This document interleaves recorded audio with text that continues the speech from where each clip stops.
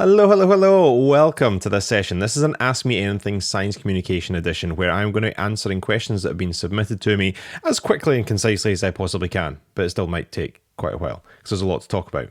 Now, who am I if you've joined me for the very first time? I'm Jamie Gallagher and I'm an engagement trainer and consultant. I work with universities, charities, museums, professional bodies all around the world, helping them to connect with people outside of their own institution. I've worked with pretty much every subject, trying to improve the reach, the profile and the impact of research. As well as doing that, I'm also a science communicator. And as a science communicator, it's my job to take research topics, make them interesting, shareable, memorable. I do it on stage, on TV, on radio, or I've written a book. And so either I am helping researchers to go out there to engage and to connect, or I'm out there engaging and connecting on their behalf. So why am I doing all this? Well, this is an Ask Me Anything Science Communication edition, and I will be quickly answering questions that have been submitted to me. This was a follow-up to a session I ran with New Scientist looking at effective communication. At that short online session, there were so many questions that I just did not have a chance to get through. I've been sent through a list of the questions that were asked, and I'm going to sit and go through them one by one. Now, it's going to be a long watch. It might take me a while to answer all these questions. So what I would advise is, rather than sitting and watching the entire thing, which you're more than welcome to do, instead, if you look down to the chat box, the little comment box, you will see a timestamp of the questions I'm going to answer. And so you can just see a question that you're interested in and click through to see what my answer is. Now, as well as sharing my answers, I want you to also share your answers as well, because science communication is a big field and I am one person, and I will share what I think is important and share things from my perspective, but I am not the only perspective, and science communication is made stronger through a diversity of voices. And so when there are questions listed in the box below that you feel you could contribute to or answer yourself, then please do. If you want to leave some additional experience, additional links, then make sure you're commenting in the chat box as well. So I will share my answers to these questions, but believe me, my answers are not going to be universal. So please, please, please, if you're watching this and you resonate with a question and you have some advice to share, then please do share it as well. I want you to bring your own experiences into this session. So that's how today is going to run. It was organised, as I mentioned, by the New Scientist Live team, and I've worked with them for a few years, helping researchers to share their work in effective and memorable ways. If you've not come across the New Scientist Live event, well, where have you been? I mean, everyone's been attending. Last year, I think they had 26,000 people visit them. They take over a massive space inside London and pack it full with talks and events and activities, loads of stuff for you to see and do. So if you're interested in science communication, one, go along to it and see how these massive events are done. Or two, maybe, if you're feeling brave, take part. You could have a stall at New Scientist Live. You could be up on stage at New Scientist Live. It's a great experience. I've done it myself, and you get a fantastic real buzz in the room with such a huge venue. So if you're interested in science communication, I do recommend going along and visiting New Scientist Live, or even taking part in New Scientist Live. And those are also linked down below if you want information about the event. So that is what we're going to do today. I'm going to answer my questions. This is going to be in live time. There is no editing. I'm just going to go through the questions. I will pause briefly to read the next question, and that's it. It's going to be live off the top of my head. So wish me well, and we're going to get started right away. So let's dive in to question number 1.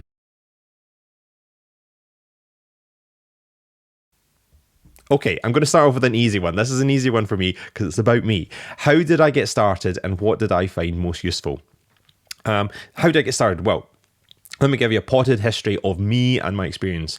So I started an undergraduate at University of Glasgow, chemistry and physics, because I couldn't decide which science to do. After that, I did a PhD in chemistry and electrical engineering, and that is where my science communication and public engagement experience began. In this first year of my PhD, I started going lots of courses, because PhD students get this. You get this fantastic opportunity of a book filled with courses. You want to learn about writing, you want to learn about ethics, you want to learn about communication. You can go to any course that you like. And I went along to a couple of different things. I went along to an afternoon at Glasgow Science Centre where they shared how to communicate science, and it was quite interesting. I then signed up to an event with the BBC where we went with some BBC journalists to a weekend in Edinburgh where we looked at how science news is presented, and we had to go presenting some science news ourselves. And I loved it. I thought it was a really good experience. And I kept building on that. The next thing I did was a Royal Academy of Engineering sponsored event that took us down to Cheltenham Science Festival to experience a week of engagement. In the evenings, we'd kind of come together, discuss what we'd seen, we'd interview people that had been up on stage that day. And at the end of the week, we actually developed our own event. So basically what this was doing was me starting first year of my PhD, immersing myself in science communication, absorbing and learning. The second year of my PhD, I started trying to apply some of that learning. So I entered competitions like 3-minute thesis and FameLab. So this was me testing out my skills, and I did pretty well in those. I was a runner-up in FameLab UK. I won the Glasgow round and the international round of 3-minute thesis. So I'd learnt, I'd practiced, I'd watched, I'd reflected. I then started challenging myself to take part in these short-form competitions. After that, I upscaled. So I instead of doing 3 minutes, I thought, well, let's try and do a full hour. So I developed some science communication shows that I then took to various festivals, Cheltenham Science Festival, Manchester Science Festival, British Science Festival, and just dotted around the UK sharing my work. Come the end of my PhD, I realised I was getting more satisfaction, enjoyment from doing communication engagement work than I was doing research myself. And that's a very personal decision. It's not to take away from the massive achievement and the work that researchers are doing, but I realised that I wanted to stay alongside research, but not necessarily do the research. So I became the Public Engagement Officer at the University of Glasgow. I did that for 4 years, and I've been freelance now for nearly 8 years, helping other people to communicate and engage effectively. So that's a little bit about how I got started. Gradual. First of all, I learnt, then I practiced, then I did. And I always set myself goals of what I wanted to do. I remember, I'll overshare with you, I remember going to see Mark Miododnik, a fantastic science communicator in the Royal Institution. I was in the audience, I was watching him, and I remember about halfway through that show, I thought, I want to give a talk there. I want to be up on that stage. And having these ideas is a really, really good place to start. So find something you want to do. Find a magazine that you want to write for. Find a newspaper you want to write for. Find a stage that you want to be on. Find a TV show that you want to be featured on. And then don't just end there. Don't just think, oh, that would be great. Ask yourself, what do I do to make it happen? Who do I speak to? What do I need to do? What experience do I need to get that thing that I want? And that's why I always tried to work on. When I went to Cheltenham Science Festival to learn, I remember thinking, I want to be back there and on that stage. So I come back and I try and make it happen. When I go to the Royal Institution and I see that stage and I want to be on it, I think, how do I make that happen? I get in touch with people and I say, here is my experience. Here's what I can do for you. Please give them the opportunity. And I've been really lucky that a lot of those opportunities came to fruition, and I got to achieve a lot of the science communication ambitions that I got. Now, there is elements of luck involved in it, but I would say set yourself some goals and ask yourself, what do I do next? And if you're not sure what to do next, ask someone who is currently achieving those goals of yours how they did it. So let me try and condense this down into one answer. You see why this is going to take a long time? This is going to be a long video to watch. You're going to jump around and look at the questions that you want. So how did I get started? I got started by doing an undergraduate in science, a PhD in science, and while I was a PhD student, learning how science communication and public engagement worked by absorbing all those opportunities that the research and development team were providing. I then took that learning and I entered some competitions. I then tried to upscale the opportunity, so I had my own science communication offering. And then I was also looking for other opportunities and speaking to people and saying, how did you get to do that? Could I do the same? And trying it out. So what was most useful? It was the training, it was the conversations, it was the listening and the learning. Really, if you want to get good at science communication, I would say you want to absorb as much science communication as you possibly can. Listen, learn, reflect, and push yourself as well. So there we go. That's the first answer. How did I get started? What was most useful? Watching, listening, and learning and reflecting, and taking some courses. Train and do. There's question number 1. Let's move on. Another question.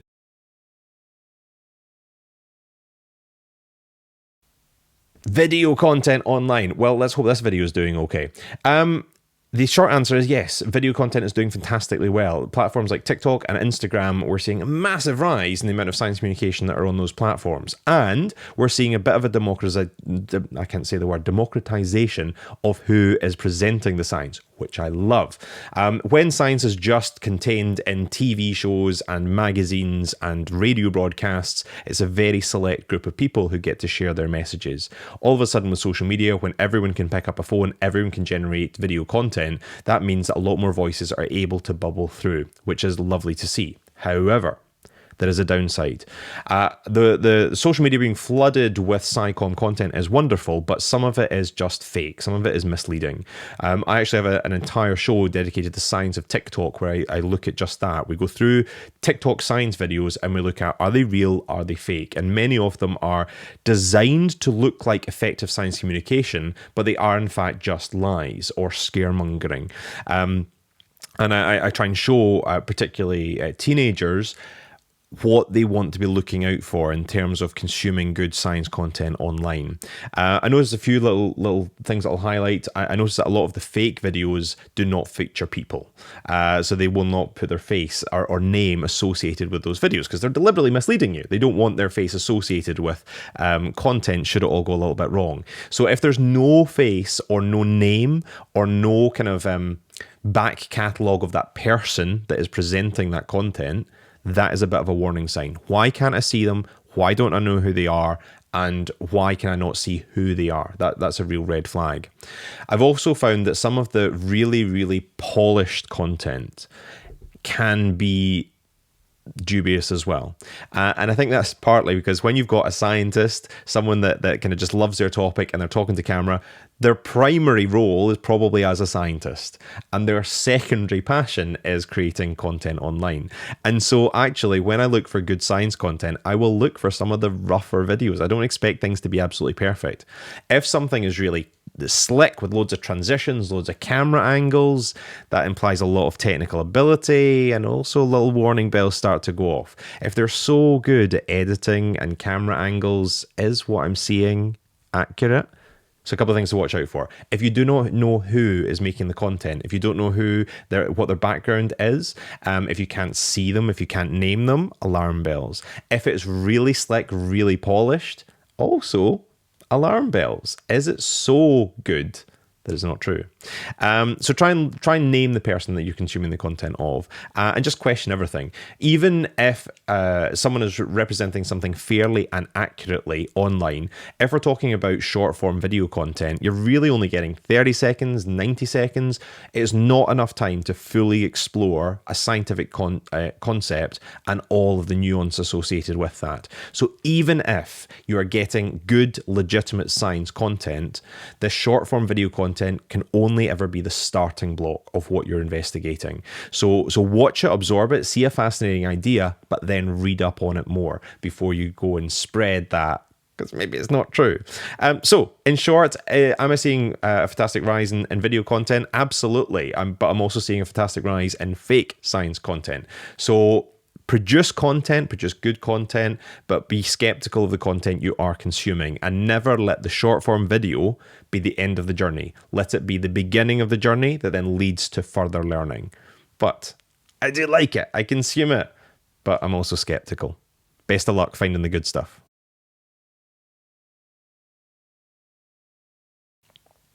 Okay, let's get serious now. Despairing topics. This is challenging, and there's a few pieces of advice I would give you. First thing, I have one golden rule with all of my science communication and engagement, particularly topics which might be difficult, challenging, emotive, or human-centric. The one golden rule through all of my communication engagement is I must work on the assumption that I am talking to people with lived experience of the subject that I'm talking about. And the reason I always think that is there's been times, I'll not tell you the story, but there's been times when people have prioritized engagement, quirkiness, even communication over the sensitivities of the topic. And there was one time I was at an event at a science festival, and the way a topic was discussed was so distressing that children had to be taken away.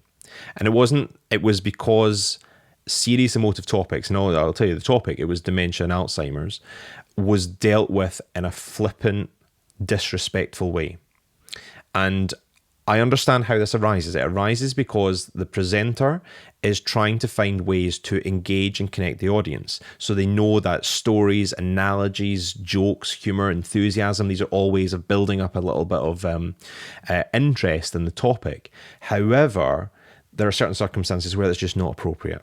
And so I always try and work on the assumption that the people I'm talking to have lived experience of this topic, and I would speak with the same sense, the same thoughtfulness if I was having a one-to-one conversation with someone whose life was affected by this issue, or who's someone that they know was affected by this issue. So that's the first kind of overarching rule that all my communication engagement has.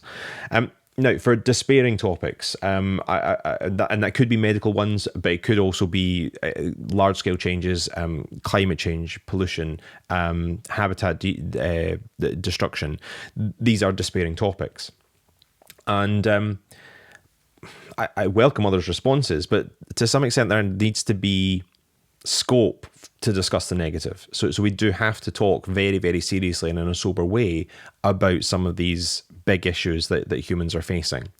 And I think it's our duty as communicators to present a holistic picture. So we do not overpromise solutions that we do not believe are feasible, nor do we scare people into just believing everything is awful. And it's that kind of middle ground. It's presenting a realistic picture of where we are and potential solutions, and acknowledging that what we might say might scare or upset people, which brings me to another point: signposting. So let me try and be coherent with this. As I said, I'm answering these off the top of my head. So first of all, work on the assumption you're living with people or working with people that have lived experience of the topic that you're sharing. Second thing is, I think we have a duty to the truth. And sometimes things are going to be slightly distressing to hear. They might be upsetting. And we might have solutions to those distressing, upsetting situations, but we need to be careful not to overpromise. So the second thing is just to represent things fairly, accurately, and truthfully. Next thing is, if you're introducing despairing or distressing topics, one would be letting people know that that is about to happen. So having kind of content warnings of your talk. If you're going to be talking about things that might be distressing or upsetting or triggering for people, I would probably have that advertised in the event blurb. Warning, this will contain distressing subjects, and maybe list out some of those down below. I would also then give people a warning in the room. So if they're joining me for it's in person, it was advertised in the ticket, distressing topics might be discussed, but I might just further that and say, in the next section, we are going to be discussing this, this, and this. If anyone would prefer not to be present for that discussion, you can pop out, get yourself a coffee, grab yourself a cup of water. This section will last for just 10 minutes, and then you'll be welcome to come back in. So I'm giving people clear indicators of the things that I'll be discussing, so it's not going to surprise or upset anyone in the room. And then last point on this is signposting. So let's say we bring people into the room. We have carefully advertised it. We have thought about it sensitively and thoughtfully. We've represented it truthfully, but still people are distressed and upset. We don't want to leave people in that state. So in those cases, we want to think about adequate signposting. How can you say, if you've been affected by this, here is something you can go and read. If you want more information on this topic, this is what you're going to read. If you've got questions, here's a helpline that you can phone and speak to. So work on the assumption that there might be someone in the audience who has been upset or distressed by it. Don't just leave them in their distress. Instead, think about where can I signpost them to that might help them out a little bit. So hopefully that makes sense. 1, work on lived experience assumption. 2, represent things truthfully, fairly, and accurately. 3, advertise that the distressing topics may well be discussed in the session and give people the option to opt out of those. And 4, make sure that there is adequate signposting should anyone need more information or should anyone feel distressed by what has been discussed. I do really, really welcome other people's experience though. So if you've got suggestions, please do leave them in the comments down below. Hopefully that helps. The last little thing I'll say before I move on to the next question is, if we think about things like climate change, there are other organizations like Conservation Optimism I believe, and that's because they know there's a lot of negative messages out there, and they feel they don't need to compound those, so they try and have celebratory stories as well. And for me, I'm okay with that. I think although we need to represent the truth, it's important to celebrate some of the good stories as well. So I'm not saying counteract the bad with the good, but there are positive things we can leave people with as well. Hopefully that helps. Let's move on to another question.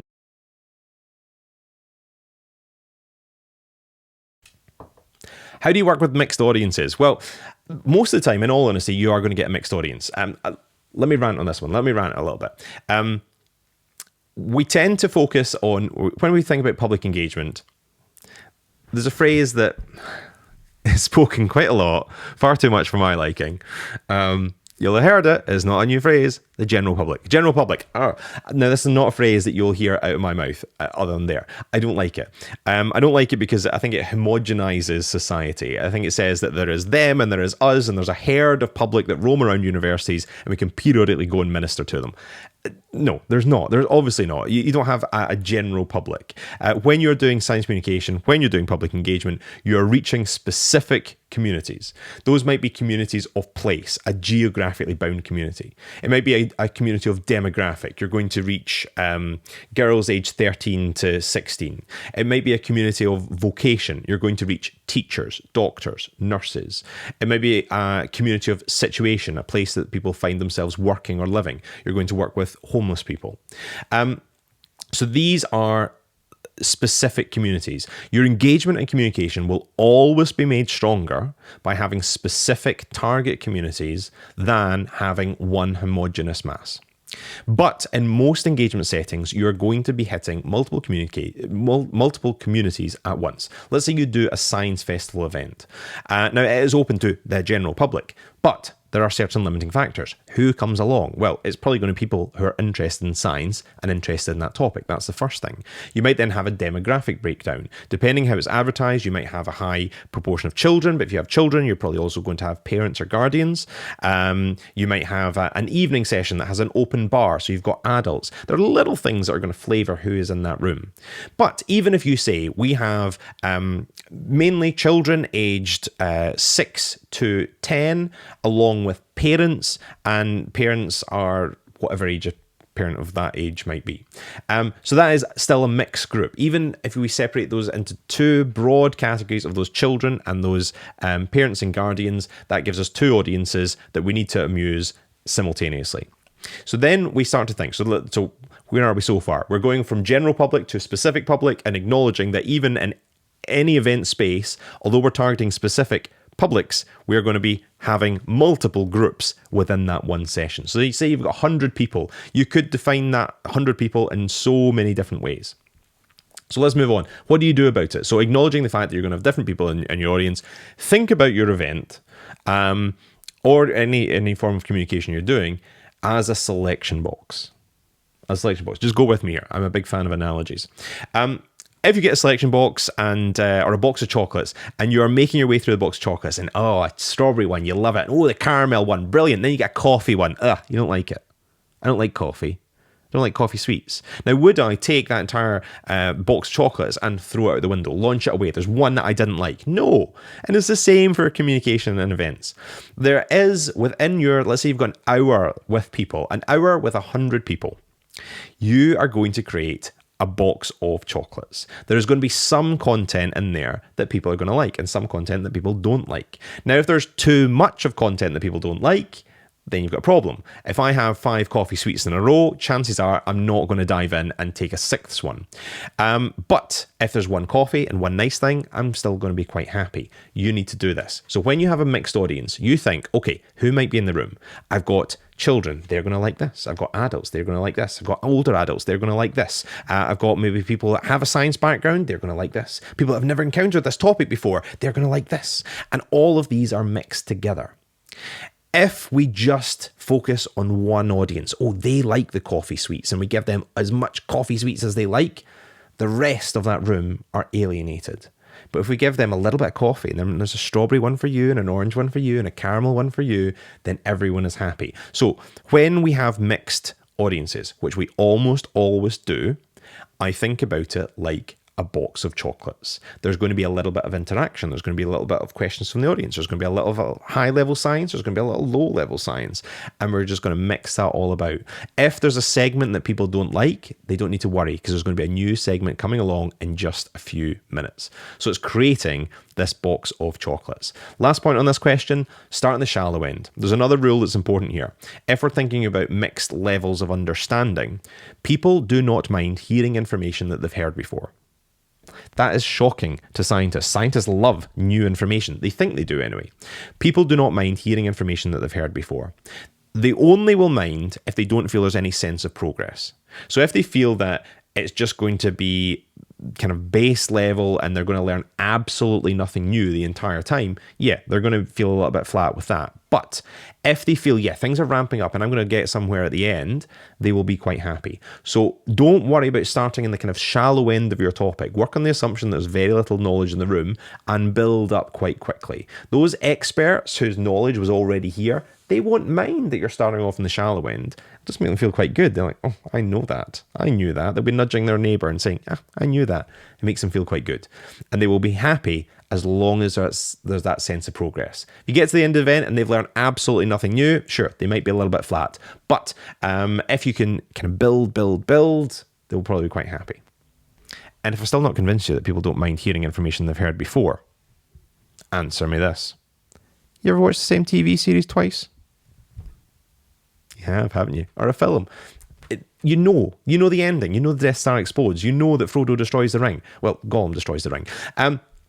But you know that happens. Doesn't stop you enjoying that content. So don't feel that every fact needs to be new and shiny and amazing for it to be a successful event. They can enjoy it just as much hearing content that they know before. You still enjoy Star Wars even though you know the Death Star explodes. So there we go. There's how to deal with a mixed audience. Chocolate boxes and Death Stars. How to demonstrate, I'm reading this one, how to demonstrate the broad value or impact of science engagement. How long have you got? I run days worth of training on this topic. How do you demonstrate the value of science communication and engagement? Well, fortunately, there are a lot of researchers that work in this area. So science communication is not something that is done just on the sidelines of science. There's like, oh, here's a fantastic scientist, and also they do a little bit of science communication. Science communication, public engagement, is an industry in its own right. There are public engagement professionals, there are science communication professionals, and there are researchers of both of those fields. So if you want to know about the effect of good science communication, you can literally dive into the literature. You might want to look at things like the Aspires project, Louise Archer and UCL. That is a huge amount of work done around raising science capital, so investing younger people in science, technology, engineering, and maths. So look to that literature and you'll see how various interventions can improve the science capital, the importance and relevance that young people feel science has to their lives. You can just read the literature about it. Now, if we're thinking in a non-academic sense, that kind of broader societal engagement, there is also a body of work that you can look to there. So university researchers based in the UK might be familiar with REF. And REF is a system of grading universities that's done all across the UK, where institutions are forced to detail how they have caused some sort of societal impact, something beyond the academic. So if you want to see how other universities have tackled this problem, you can go into the REF Impact database under Impact Case Studies. You can search for societal or cultural impact, and you can even look at what subject. So if you want to look at chemistry, societal and cultural impact, you can just search through and you'll find reports of how other universities have demonstrated the value and the success of what they've done. So first 2 points. One is dive into the literature of science communication and public engagement. It exists. There's also specific engagement journals like Research for All, the NCCP's journal. So read up on some of the literature if you want. Second place to go is to REF Impact Case Studies, where universities report on the cultural and societal engagement that they've done. You can look at it from a subject-specific lens. Thirdly, smaller scale. Let's say you're working on an individual project. So rather than looking at the sector broadly, working working on a specific project, we're looking at evaluation. We're looking at what was the situation when we started and what was the situation when we finished. Now, that would take me quite a long time to explain, but in short, you're just painting the difference that your project has had. I would be thinking about, what did you make, do, or create that didn't exist before? I'd think about how people had responded to that. Did they enjoy it? Was it satisfactory to them? Was it maybe fun? Was it maybe interesting? So how did it make people feel? I'd maybe try and demonstrate what people learnt or thought following your interventions. I'd maybe look to see if there's been any change in policies or practice with the organizations that I'm working with. And I might even try and demonstrate any changes in behavior. Even although these might be on quite the small scale, it might be showing that the processes that we are using are demonstrably effective. So, these are big. And again, off the top of my head, I think I'm doing okay here. So, demonstrating broader societal impact. Check the literature. Check ref impact case studies, and if you want to demonstrate the value of your specific project, look for changes in satisfaction, knowledge, behavior, attitude, or empowerment. Paint that picture, and I will understand the impact that your work has had. There we go. That was a toughie. Let's go into another.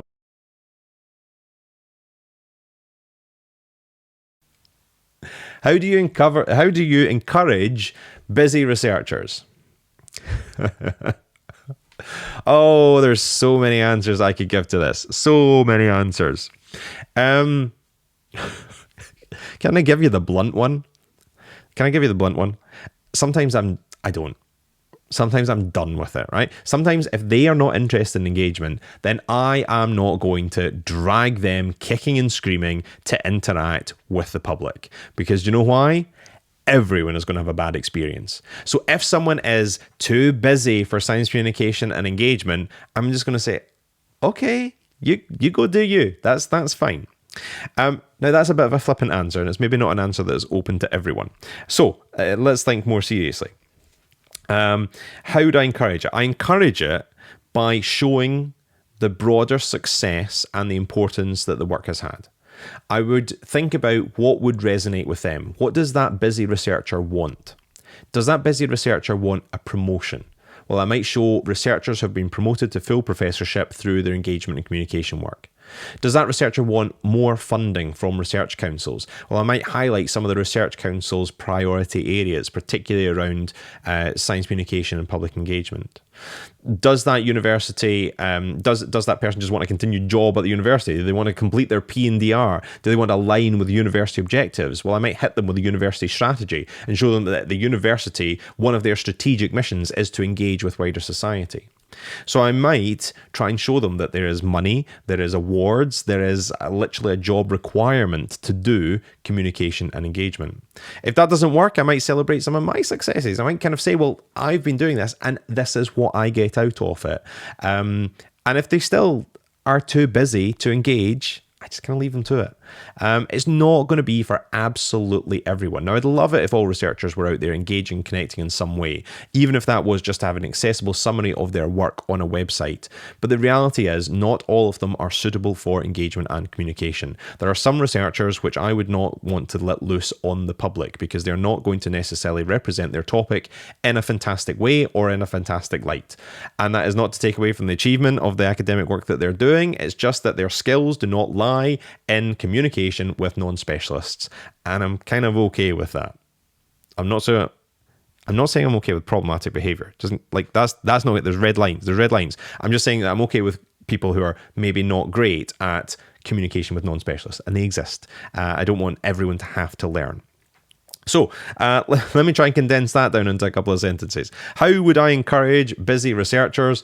One, I would just leave them to it. If they don't want to do communication engagement, I'm not going to drag them into that setting for the benefit of all concerned.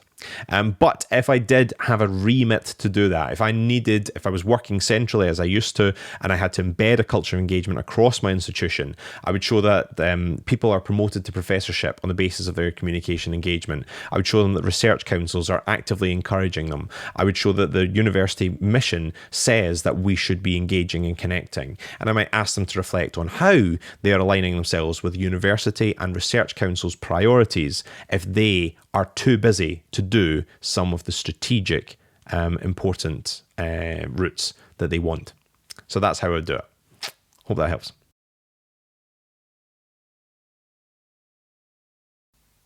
Ooh, science and politics. Okay, now this could mean a couple of different things. It could mean audiences we're working with and their own political views. It could also mean influencing, shaping what a government does. So let's take that second one first of all. Let's take about influencing politics. First thing is to acknowledge science does not exist in a vacuum. Science is political. Politics influences science. Science influences politics. The two are not separate entities. The idea of scientists being vehicles for information delivery is not true. We are human beings and we have thoughts and feelings and political beliefs. So let's not dive into whether that's true or not, because it just is, and move on with that premise. So let's now think about how science influences policy. I do a lot of training on this. I help researchers to help change or shape policy. So how do you do that?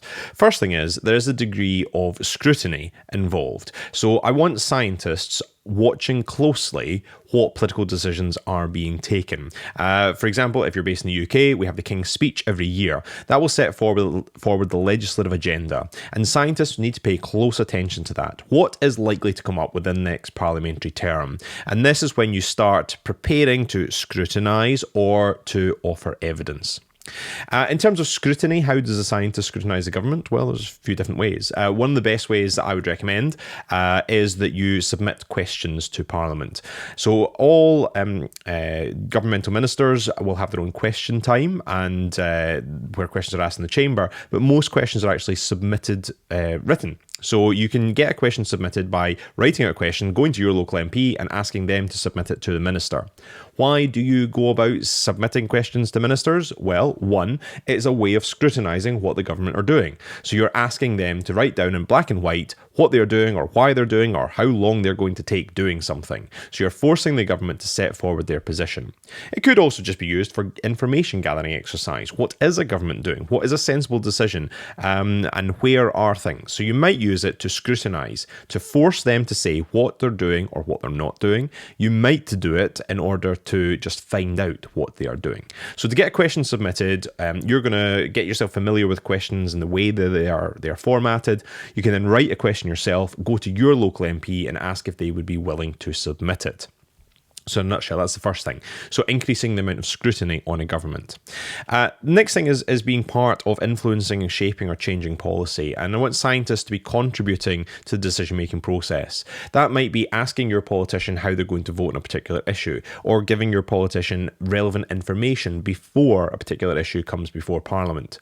You should also think about submitting evidence to committees. So general committees are committees which scrutinise prospective pieces of legislation, and they will gather an evidence. First of all, written evidence, where you will just respond to effectively a survey monkey, and you can make it clear you're a researcher, this is informed by research, and that you would be willing to give oral testimony. You could then go down and give oral testimony to a committee as well, highlighting from an evidence point of view the good points, the bad points, and just the complexity of the situation. Basically, in a nutshell, I mean, that's 3 minutes of political engagement, and I could easily do 3 hours. But in a nutshell, what I want scientists to do is make it difficult for politicians to make bad decisions. That's your job. So I need you questioning what they do. I need you calling out bad practice. I need you advising on best practice. And it's difficult to change policy. It is. But I want you to try and make a contribution to policy. Shape it, change it, inform it, or criticise it. Now, the second part of that kind of direction this question could take is what happens if you're working with audiences or individuals who have different political opinions. This is slightly different. I've said in other sessions before, I have my red lines. So there are certain things that I will not be prepared to get into debate or discussion of. There are certain things, certain viewpoints, which I will not consider to be acceptable or legitimate points of view. That's just where I am. However, that said, for other topics that fall below those red lines, there is going to be areas that people are going to disagree with me on political things.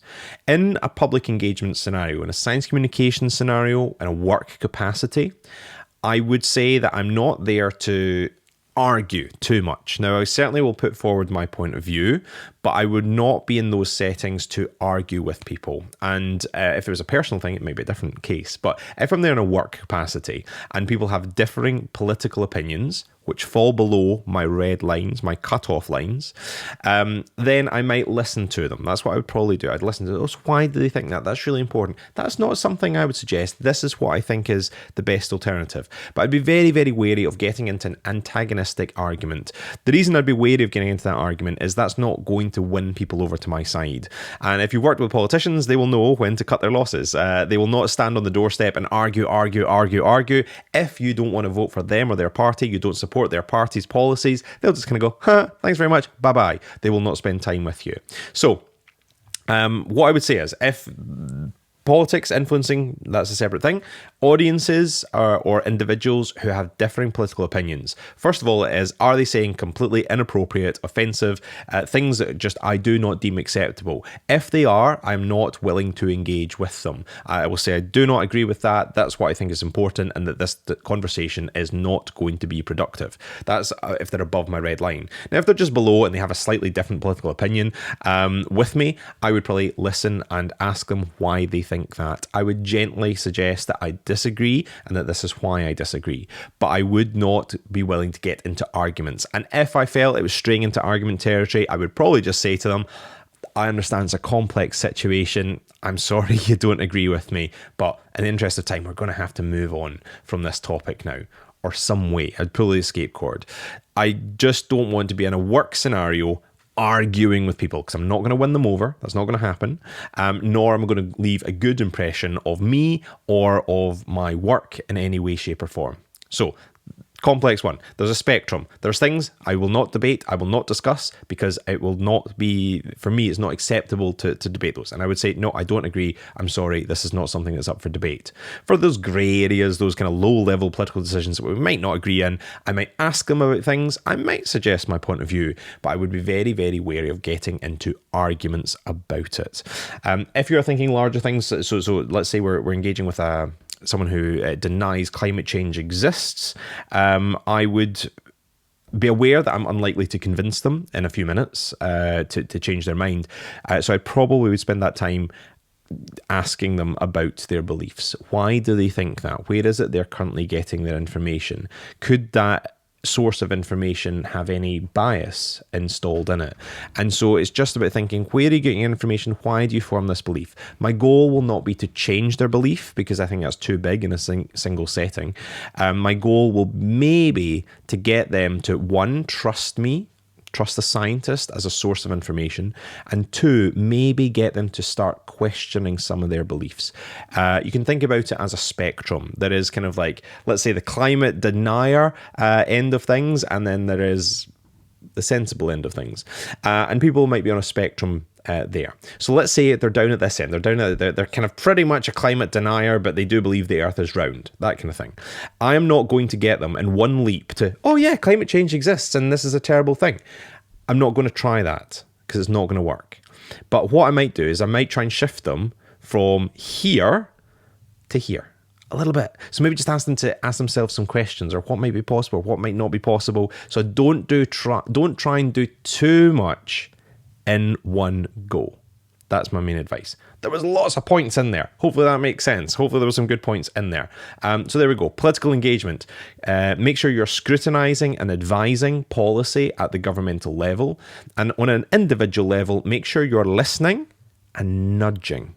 Don't swoop in and try and correct too much, because it probably won't work out well.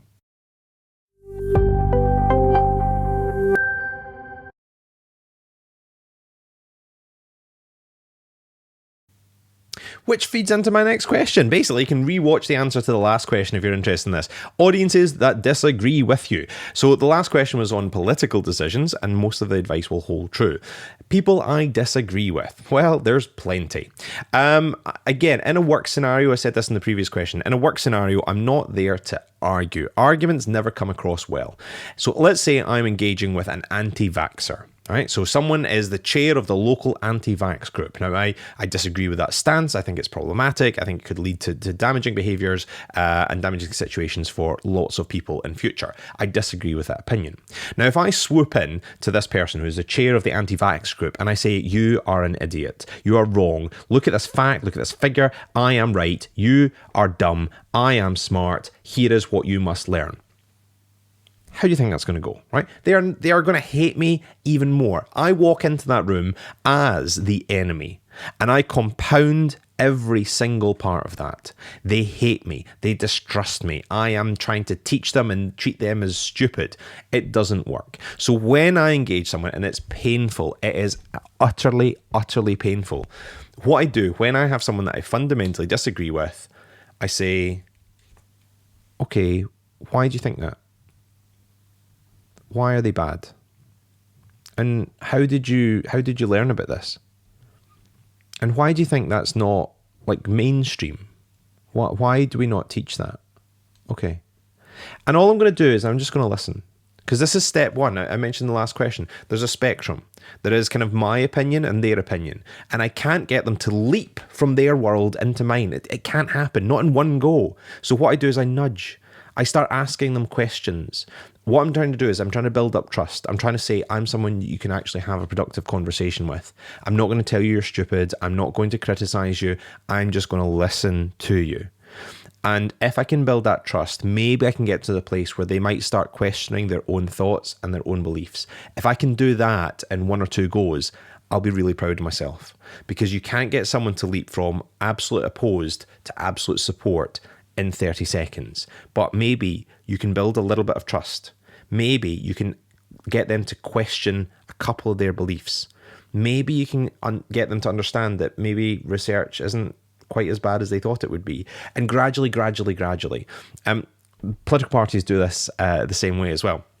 There's a whole thing. This is going to be a tangent, but during the referendum in Scotland, so should Scotland be an independent country, parties would not try and get someone go from no to yes or from yes to no. That was not going to happen, right? That's too much of a leap. But what you try and do is you try and get them to go from no to questioning or yes to questioning. Is it right? If you get into that questioning step, then maybe. And this is what you do. This is how you influence people. You don't say, you're wrong, that's the correct answer. You say, that's really interesting, but could it be wrong? You get into question. If they're already questioning, maybe we can nudge them. So there's a whole spectrum. I try and shift them one notch on that spectrum rather than to the end. So if someone disagrees with you, listen to them, as painful as it is. Just like the last question, there's some red lines. There's some questions, some viewpoints that I will not listen to, I will not tolerate. You need to have your red lines. But if it's a low-level thing, I'm going to listen. As difficult as it is, that's a big challenge.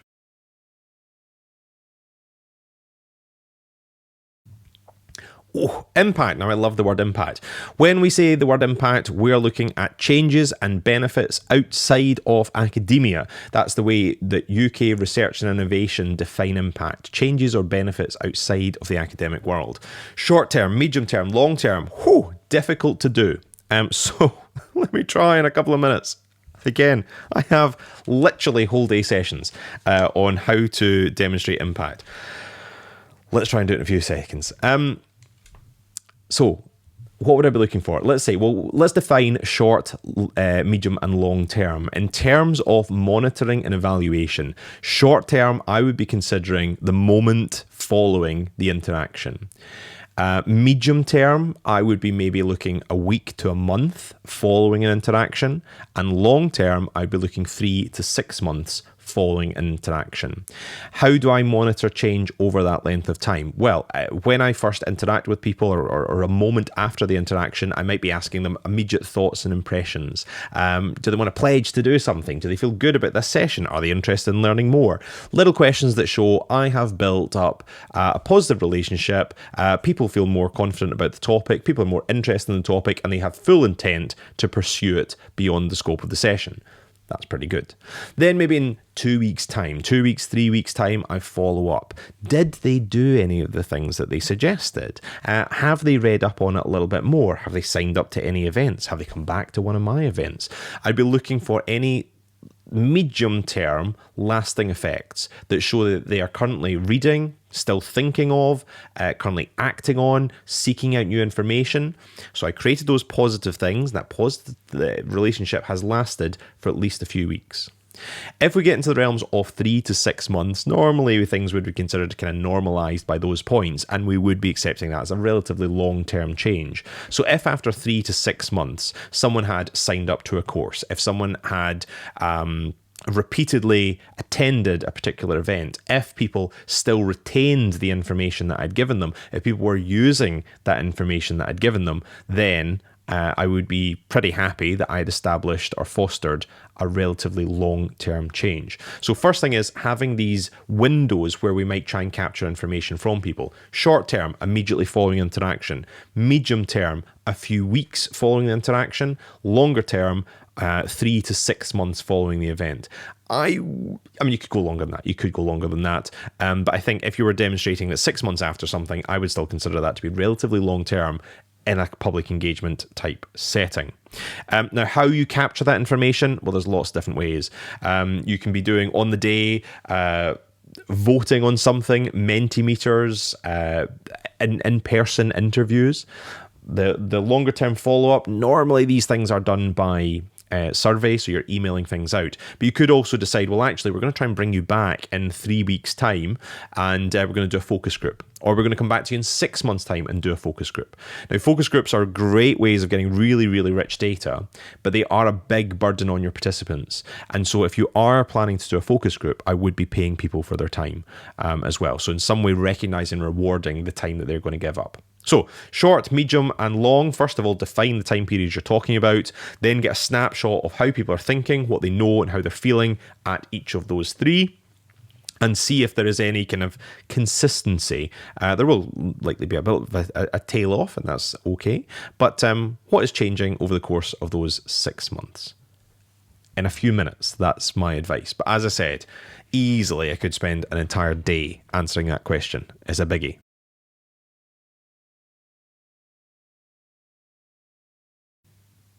How do you balance being a content creator and a science communicator? What if you're doing a kind of diversity of interaction? So I'm assuming this is thinking about short form content like Blue Sky or Twitter, if anyone's still there, or YouTube Shorts or Reels on Instagram or TikToks.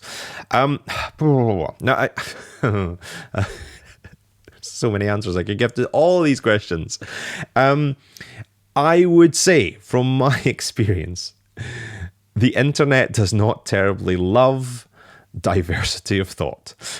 So the people, think of the people that you follow on TikTok, on Instagram. Often they will be quite one note. And that's because the platform rewards the one note behavior. There are several points at which your content is limited. So if we're thinking Instagram, if we're thinking TikTok, even I suspect but don't know that Blue Sky are also doing this, your content will be pushed to a test audience. These will be some people that you're already connected with, but also some strangers. They will look at whether those strangers interact with your content or not, and it might go on to the next level. The platform will also look at, is this the type of content it expects you to be producing? It will also look at, is this appropriate content for the platform to be producing? And at any one of those stages, your content could be cut off. You produce it and the platform decide, no, this is not acceptable for the platform. You produce it, it is acceptable, but then the platform decides, this isn't what you normally talk about. We're not happy with that. We're going to bury it. Maybe it's appropriate. Maybe it's in line with what you normally produce. Then it goes on to some test audiences. If they like it, it carries on to more test audiences. If it doesn't, it won't. This is how you end up with the 2 to 300 viewership jail that people talk about on TikTok. It's where your content doesn't break out of that initial test bed audience. So you're left constantly with 2 to 300 viewers. So I'm rambling a little bit on this question. But the main point here is the platform doesn't really love multiple ideas coming from the same platform. So if you are planning to merge science communication with your love of film, with your love of books, with your love of dance, and you want to do all of these things, and you're going to be producing lots of different videos, in all honesty, the internet is not going to love it. And I would suggest actually you have multiple different platforms. So you have multiple different accounts. Have one for your dancing, have one for your books, have one for your science communication. And because you become that kind of one note, the platform will kind of understand you, it understands what to push out to people, and your content will likely grow faster with narrower content than it will with broad content. And that might not be the answer you wanted to hear. But it would mean I would create, if I wanted to have different voices, I would have different profiles for different topics, as painful as that seems, because you are rewarded for niche-based activity. Not a nice answer, but it's the answer I've got to give you.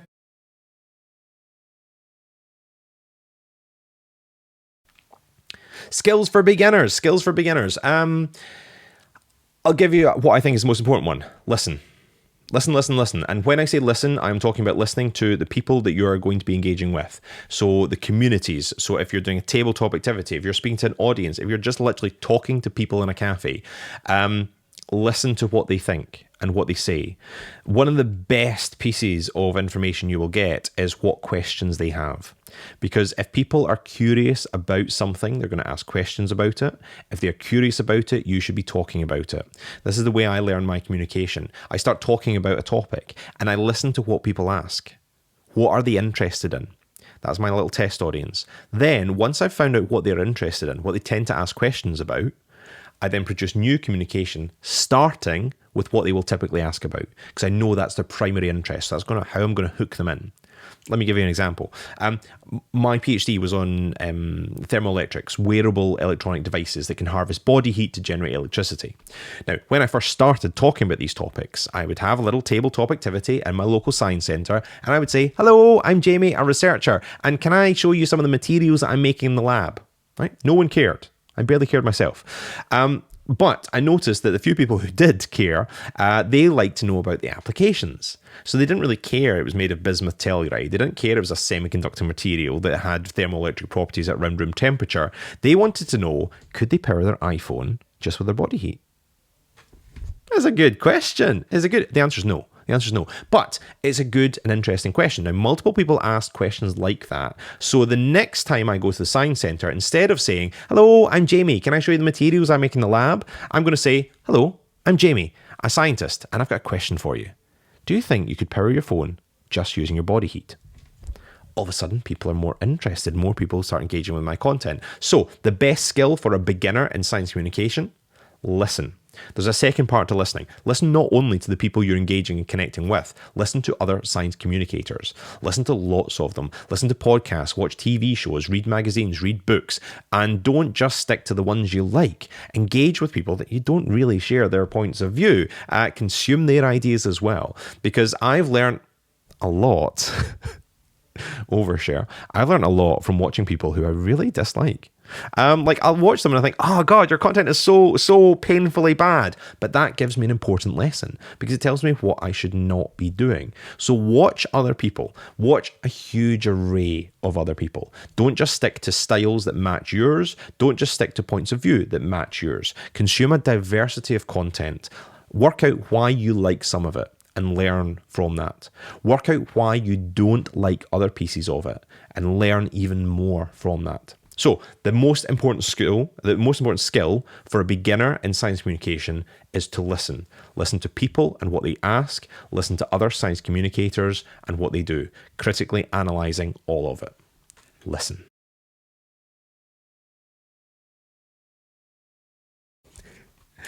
Okay, so not all topics are going to win a Nobel Prize. What if you're talking about something that is obscure? I mentioned in the last question or the question before, my own topic. My own topic was semiconductor physics. And low-dimensional thermoelectric materials, bismuth telluride, and new morphologies that have never been created before. Now, that is not going to win a Nobel Prize. It is a niche topic, even within the renewable energy sector, even within the thermoelectric sector. I was working on a niche topic. Doesn't mean it can't be interesting, though. It doesn't. Think of the news stories that you see. Think of the human interest stories that we see. It doesn't necessarily mean that that is the biggest, most important thing that happened in the world that day. It's just interesting. Think about the conversations that you have had in the day. Do you constantly talk about just big world affairs? Or do you go in and say, do you know he's left his shoes in the hall again? You talk about stuff that's of low level importance, and yet you talk about it. So not everything needs to be massive in scale. Now, you might have a challenge because you're trying to engage people, you're trying to interest people. Well, interest comes in lots of different forms. I would say that people don't necessarily need to know that in 5 years' time, this is going to rule the world. Okay, if it does, brilliant. But sometimes things are just amazing. Think of how it could be used. Think of a story. Think of who discovered it. Think of how it was discovered. Think about why you love it. You're putting a lot of time, energy, and effort and money into researching this topic. There must be a reason. You must find it at least a little bit interesting. So basically, just abandon the premise that good science communication focuses on large-scale science projects are going to win Nobel Prizes. Think instead of the human element. Think of who is working on this. Think of how they're working on this. If you need another example, right? During the height of the pandemic, how many times did you see Boris Johnson pipetting blue liquid into some vials, right? He wasn't doing a science. He was pipetting blue liquid, right? Bit of methyl blue and some water, and he's just pipetting it out. But he's doing a science. Pipetting is not something that is of interest to anyone other than people who have never used a pipette. If you've never used a pipette before, it's like, oh, that's quite fun. That's quite interesting. You're not doing anything with it.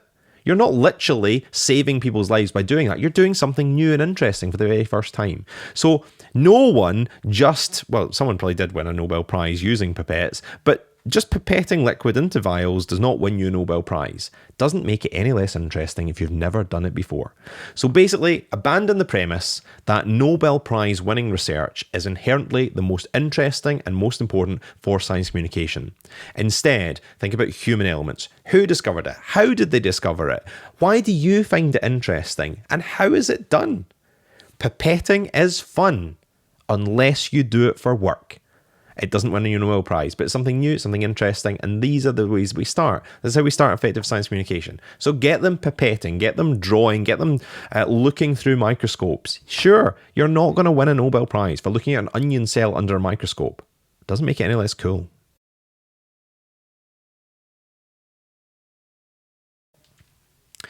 The most difficult demographics to engage. This is a good question because it's got me kind of stumped. The most difficult demographic to engage. Now, when I think of demographics, first of all, I think about protected characteristics. So I tend to divide audiences by either demographics, protected characteristics, such as age or religion, but also other ways of subdividing demographics. So I might divide a community by place or by vocation or by interest or situation.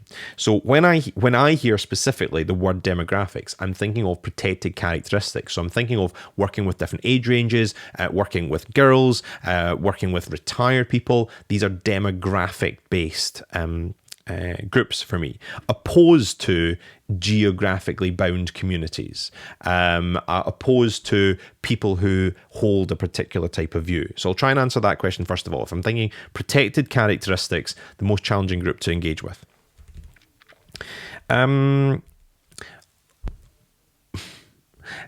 Maybe the answer you don't expect. I'm going to say that the most difficult demographic, age range, gender, that kind of thing, to engage with are probably children aged, or young adults aged like 13 to 15, maybe 12 to 16. Widen that out a little bit. Why are they difficult?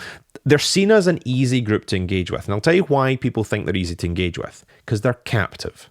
Because they can't leave. They are trapped inside classrooms and you can go and speak to them.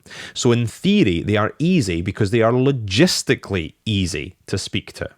However, the fact that they are trapped in that room and having topics inflicted upon them means that they don't necessarily want to be there.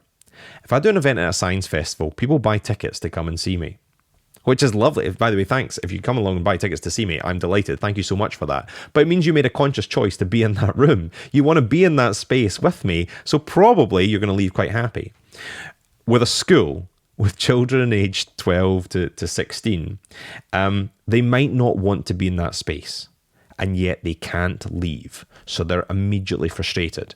The other issue is societal pressure really kicking in at those stages. Younger than 12, enthusiasm and interest is still permitted. It's okay to show an interest in a topic. When you get into that awkward kind of teenage phase, enthusiasm is not something to be shown. They are sullen, they are grumpy, they are difficult to engage. So in terms of demographics, I would say the hardest is probably people aged 12 to 16-ish, really, because they don't want to talk to you and they definitely don't want to engage. No enthusiasm allowed. Now, if you think broader than that, you can also stray into other topics. So people who have different political opinions, people who just are opposed to the science that you're working on, those are going to be incredibly challenging, potentially antagonistic groups to work with.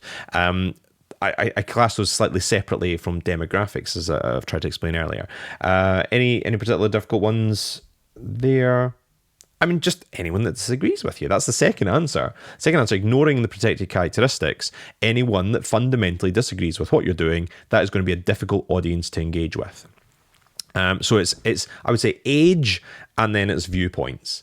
I wouldn't go into any other detail than that. There are sometimes communities described as difficult to reach. That's a term that we're really trying to move away from for understandable reasons, because communities can reach themselves pretty easily. You might not be connected with them, but they have plenty of culture and connections themselves.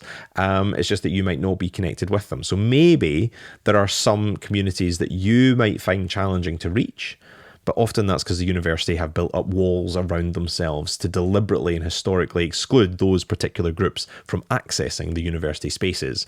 So there may be certain groups that may have been disenfranchised by the university, often deliberately, sometimes accidentally, and they might be difficult to engage with because of the baggage that the universities come with and the damage that has been done to those communities historically. So that might be another community that are difficult to engage with. So those are the three areas I would say are difficult. The kind of default, my go-to would be young people who don't want to be enthusiastic. Second group is people diametrically opposed to the work that you are doing. And the third group would be groups and communities that universities have historically, deliberately, or accidentally excluded from their physical space or from their learning. And there may be issues built up, which is entirely the university's fault. So there are three difficult demographics to engage.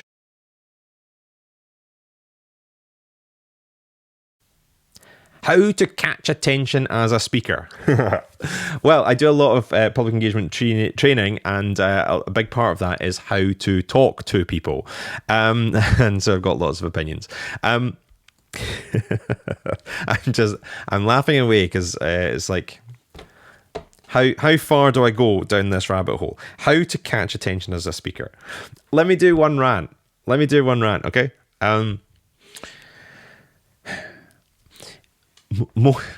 Most presentation skills trainers will tell you about the importance of a hook. All right? You're not hearing this for the first time. You start off with a hook. Okay? It'll be something like, I will tell you the 3 ways that will solve global warming. I want to tell you how I nearly died. These things are hooks. Now, if you're creating TikToks, you need a hook, right? That's just the way it works. You need a hook. That means you need to capture attention within the first 3 or 4 seconds, or whoop, someone is going to swipe away. If we're talking in-person things, so the question was about a speaker.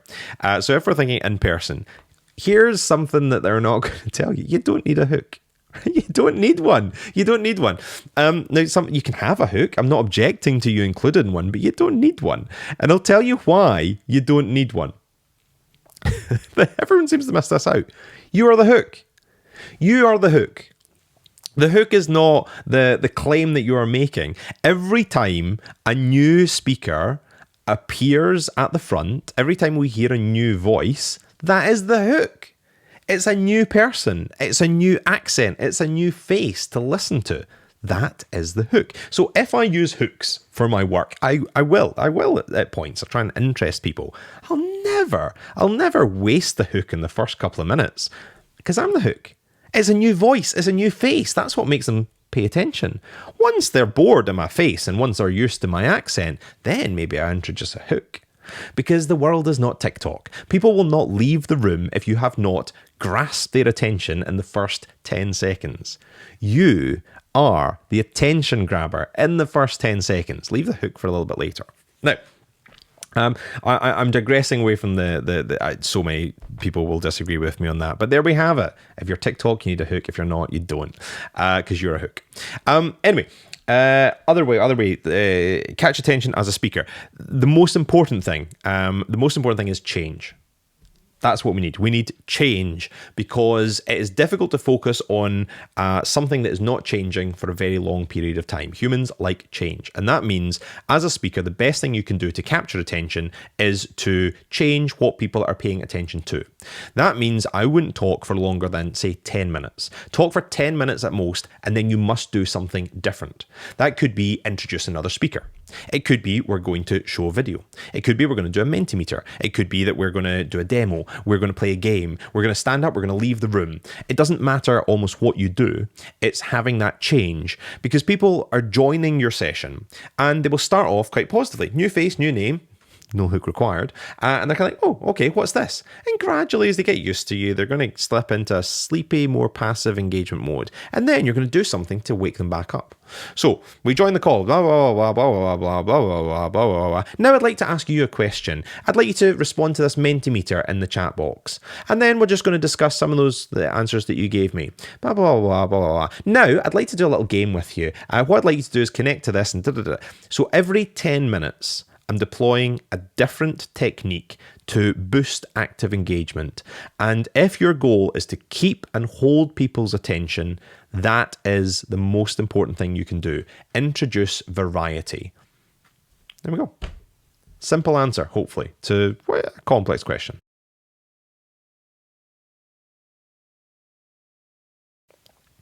Ooh, so what do you do if your topic is about fundamental discovery, fundamental research, and any potential impact of that is potentially years down the line?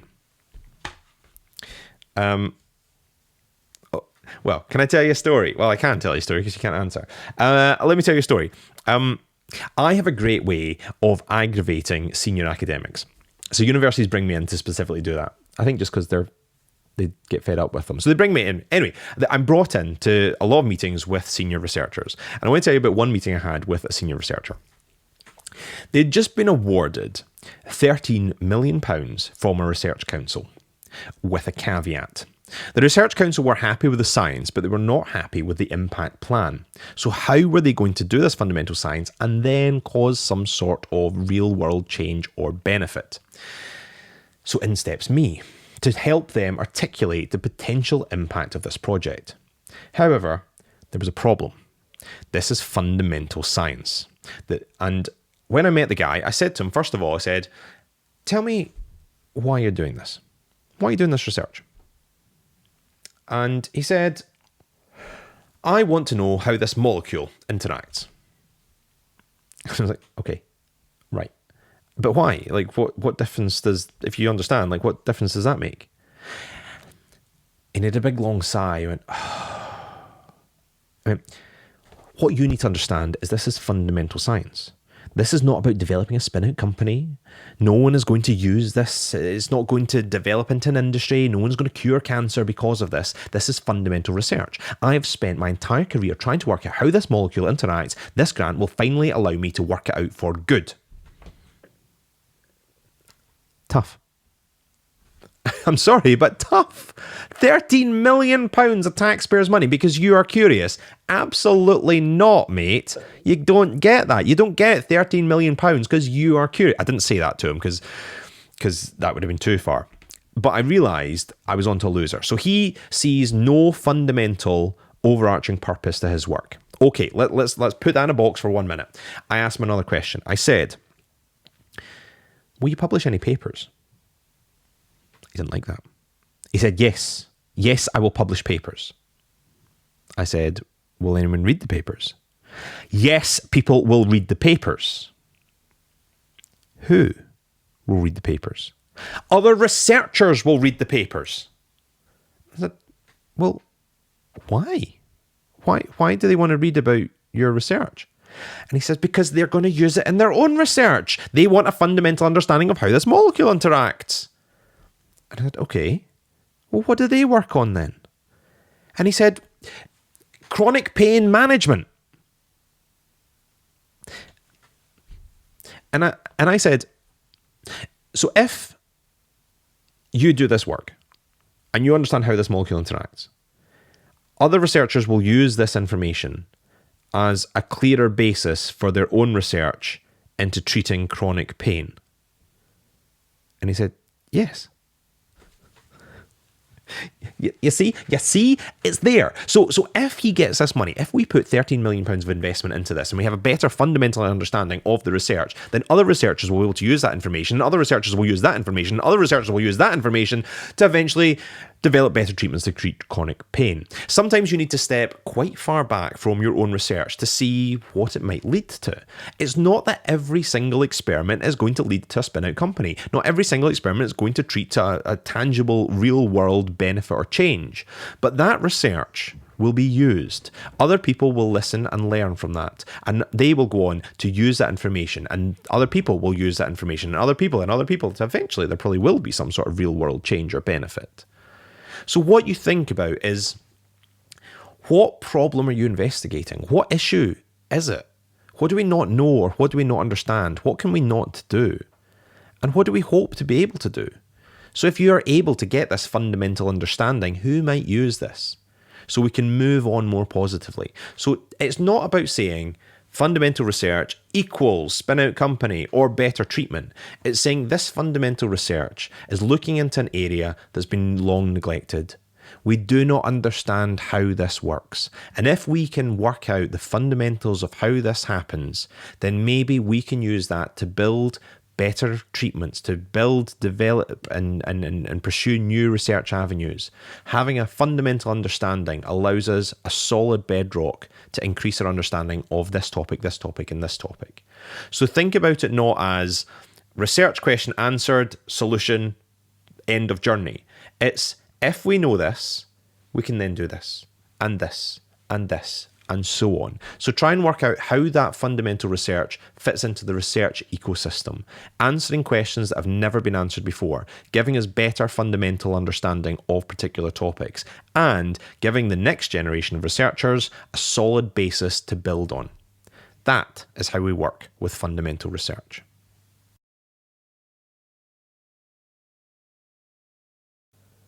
Final question, and I did genuinely nearly miss it because I didn't see it, which is ironic because people want to know, how do you talk about science that you cannot see? What's interesting about this is a couple of people actually submitted this question, one from a kind of geographical point of view, so like what is below the ground, someone else from a condensed matter physics point of view. So actually a lot of science subjects suffer from not being able to see what you're working on. I love this topic because I'm fascinated by scientific imagery. My first science communication touring show was on microscopes and telescopes and how we visualize things that are just too big or too small to see.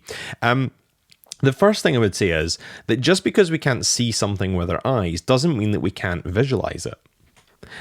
So think about what you currently do to visualize it. So even, like electron orbitals, we have visual depictions of what electron orbitals look like. You can't see them, but you can visualize them. Same with geographical issues as well. So think about how you create representations. So that could be models, it could be images, it could be visual descriptions. I also, just to kind of stray into territory of things that you can't see, think of creative ways of doing this. So one project I love is the Tactile Universe. So this is a project that is designed to teach astronomy topics to people living with a visual impairment. How do you communicate these? So obviously a lot of telescopes, it's you look through and here's an image of the galaxy. Here's the Milky Way, whatever. It's difficult to depict. How do you describe that to people? So what they do is they 3D print the images, and then they can sense what it feels like. I love this. There's also Tactile Collider, a similar thing. Particle physics, and the Large Hadron Collider, but 3D printed so that people, again, living with a visual impairment can actually physically interact with that and get an understanding of the system. So basically, the short answer: how do you communicate things that cannot be seen, which in all honesty is the vast majority of science? You communicate it by thinking, how do you visualize it? And that can be literally, how do you depict it in images, or how do you depict it in models? Also, a thing I'm a fan of is analogies. So how can we give analogies or metaphors to help people build a picture in their mind? One little demo I do in all my science shows, for kids, when I'm talking about solids, liquids, and gases, I give them all a little ball and they hold it. And if there are solids, then they're a little block of ice and they hold their atom and they wiggle it around a little bit. And I get them to look to the left and look to the right. And this is what it's like to be inside a solid. And then we melt them. We melt into liquid and they start moving around their ball with a little higher degree of freedom. And they're liquid. And I get them to look to the left and look to the right and say, this is what it's like to be inside a liquid. And then they start throwing it up and down. It goes chaotic and messy. And I say, this is what it's like to be in a gas. We have all our atoms bouncing off all the walls. It's taking up a lot of space. It's very noisy. It's chaotic. And that is something they cannot see, but not only visually represented, physically represented. So they act it out. And for me, that's a way of introducing something interesting for audiences. They get to do something, it boosts the energy in the room, and hopefully they will remember doing that, and they will remember a visualization of something they can't see. So depict it, act it out, 3D print it, find other ways to bring it to life. So there we go. That was our final question, but I'm going to sign off.